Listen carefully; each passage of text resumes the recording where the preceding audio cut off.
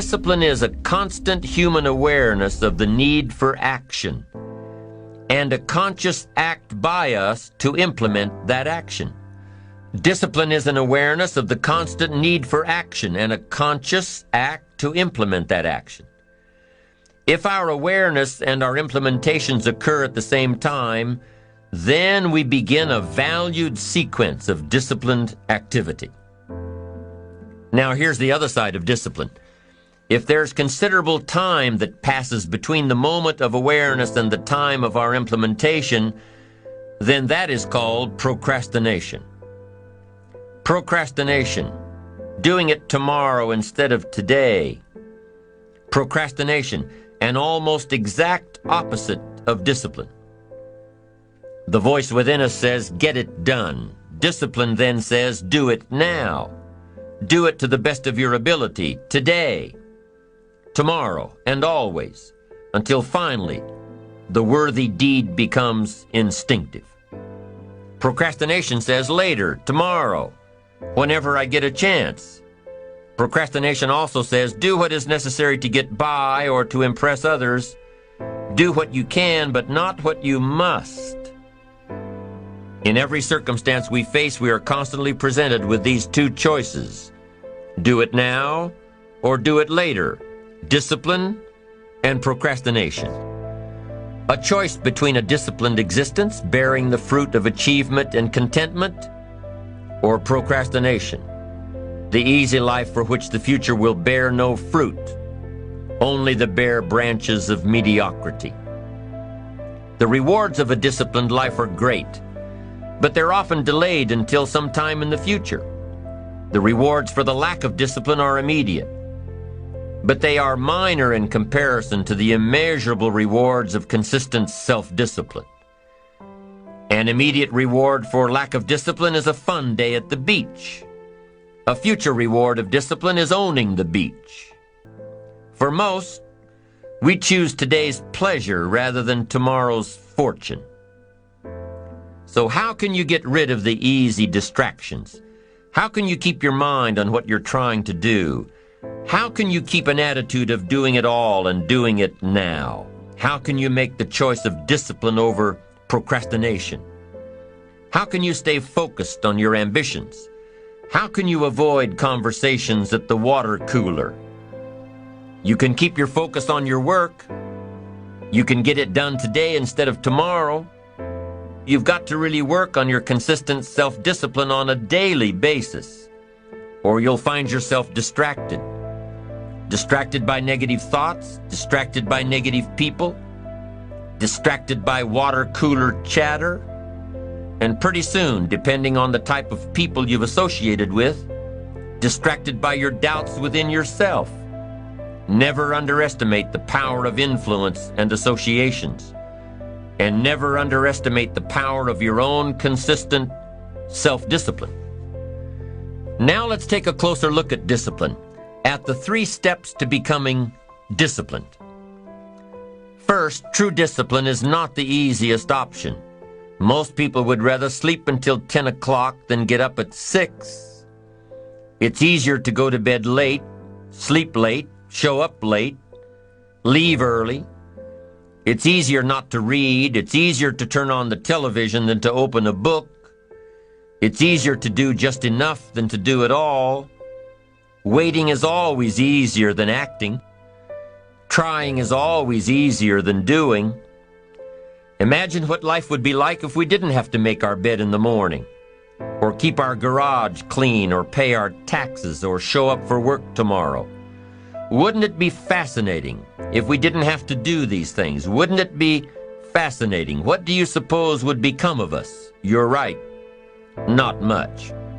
For whatever the reason, the system we live in and contribute to is designed to make the easiest things in life the most unprofitable. Profitable seems to be the most difficult.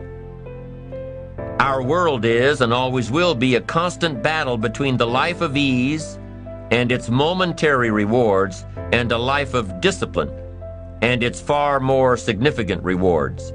Each has its own price, the price of discipline or the price of regret.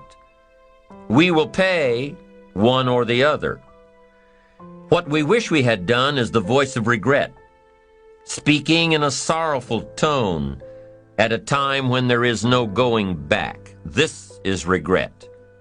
No second chance. No what would I do differently. Choose one or the other, but both will have their price, the price of discipline or the price of regret. One costs pennies, the other a fortune. Dostoevsky said, "There are hundreds of young men who would die for the truth, but very few who would spend 5 years studying to know what the truth is." Dying for the truth is much more dramatic than the discipline of studying it one little piece at a time, one day at a time, 1 month at a time. But in the big picture, is dying for the truth really easier than adhering to the daily disciplines? The first lesson of discipline is that it isn't the easiest option. The second lesson of discipline is that it's a full-time activity. And we've said that the best form of discipline is consistent self-discipline.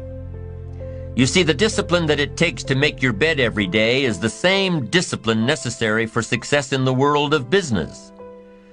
The discipline to organize your garage is the same discipline to organize your business. All disciplines carry through to affect all parts of our lives.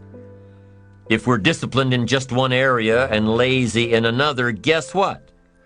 Pretty soon, the lazy side will creep in and destroy the disciplined side.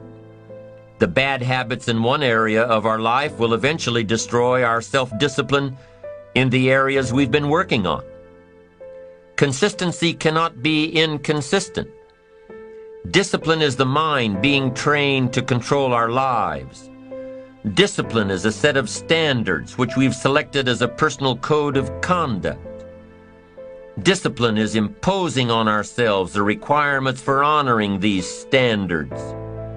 Once we've adopted these standards of behavior and conduct, we're committed to honor them. And if we don't, then there can be no disciplined activity. We find ourselves announcing our standards to our relatives, our friends, our associates.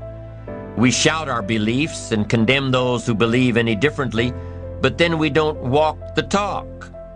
We end up acting in a way far different from the beliefs we've shouted.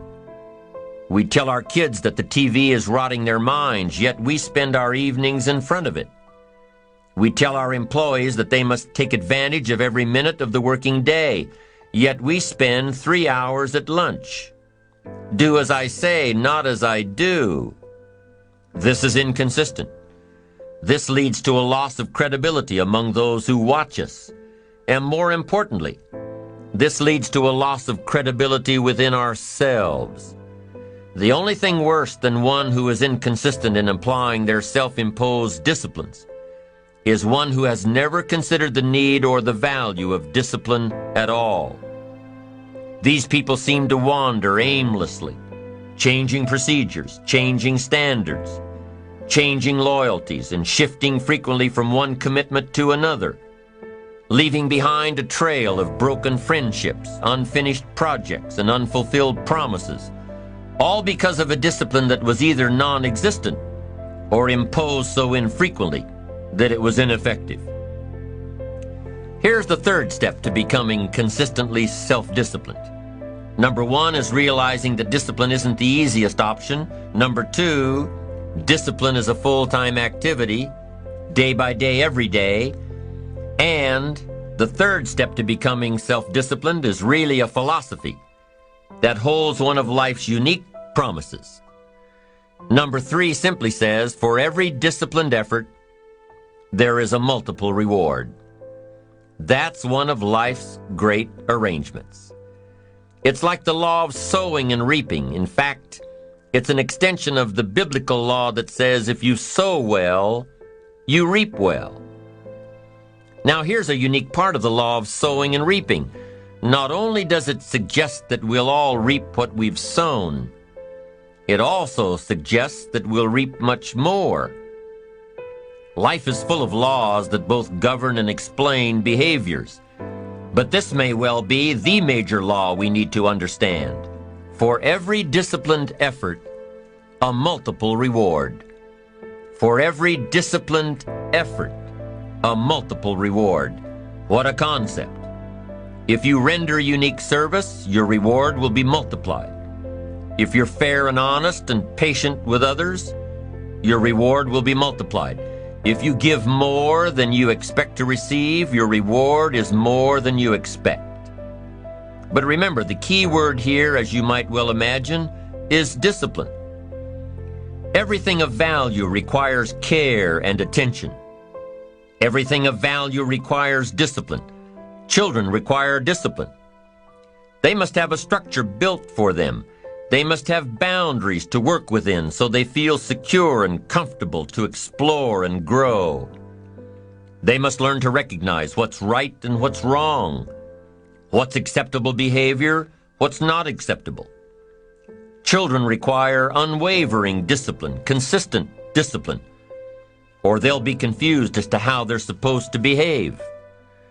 Likewise, our thoughts require discipline. We must set up our inner boundaries, our codes of conduct, or our thoughts will be confused. And with confused thoughts, we'll end up being confused, hopelessly lost in the maze of life. And confused thoughts produce confused results. Look around you at this very moment in time. What might you be doing that needs attention? Perhaps you're listening to this program as you drive along in traffic, blowing your horn at someone ahead of you who isn't driving at the speed you'd like to. Perhaps you're listening alone because you've had a disagreement with someone you love or someone who loves you, and your anger won't allow you to speak to that person. Wouldn't this be an ideal time to examine your need for a new discipline? Perhaps you're on the brink of giving up or starting over or starting out, and the only missing ingredient to your incredible success story in the future is a new and self-imposed discipline that will make you stay longer and try harder and work more intensely than you ever thought you possibly could. The most valuable form of discipline is the one that you impose on yourself. Don't wait for things to deteriorate so drastically that someone else must impose discipline into your life. Wouldn't that be tragic? How could you possibly explain the fact that someone else thought more of you than you thought of yourself? That they forced you to get up early and get out into the marketplace when you would have been content to let success go to someone else who cared more about themselves. Your life, my life, the life of each one of us is going to serve as either a warning or an example. A warning of the consequences of neglect, self-pity, lack of direction and ambition, or an example of talent put to use, of discipline, self-imposed, and of objectives clearly perceived and intensely pursued.